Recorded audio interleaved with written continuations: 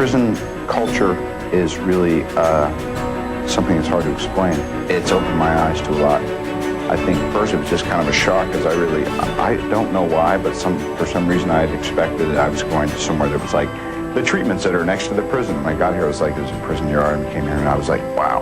You see razor wire fences, you see a lot of correctional officers, some armed, some not, all of whose job basically is to protect society from you for the time being.